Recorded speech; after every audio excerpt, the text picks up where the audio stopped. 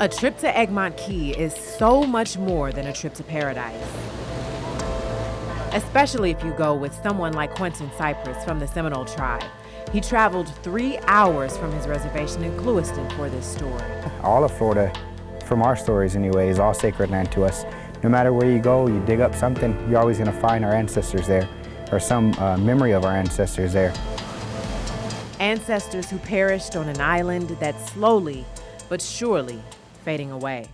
It's eroding very quickly and the island's quite unstable. It doesn't have any bedrock, and so you just see a shifting sandbar is basically what the island is.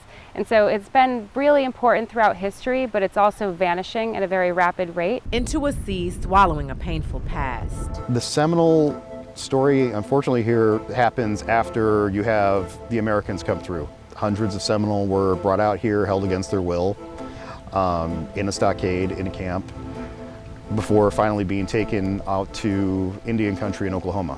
There are tribal members who refer to this as a concentration camp, and it checks every box for the definition of concentration camp. It's a history we do not often hear. A lot of the Native American history gets left out of things, and I feel like that's why it's most important for that to be talked about, because there's countless people that I meet that think Native Americans aren't here still. And you know, that's saying a lot, because I work for a museum on a reservation.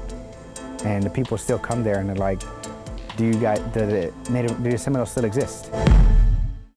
Researchers at USF are using 3D technology to capture the island's history before it disappears. We use terrestrial laser scanners to create a three-dimensional image that people can navigate and walk through using virtual reality or viewing it on the web, and so it feels like you're really there. It's important because it helps give the tribe a voice. When it comes to sites like this, a lot of the time there's a lot of different players that make decisions in how the island will be used, how it will be preserved, and how the preservation will work.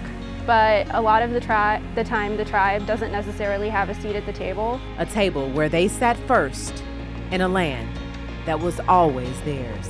We went to the elders of the tribe, went to the members of the tribe and said, what do you think should be done out here? Some people were more towards preservation, but a lot of people also said that this is a dark place, this is a dark history, and bad things happen and nature is taking it back. Nature is undoing it, and we should just let that happen. So don't lose the story, don't lose the history of what happened, but if the place goes away, that's probably for the best.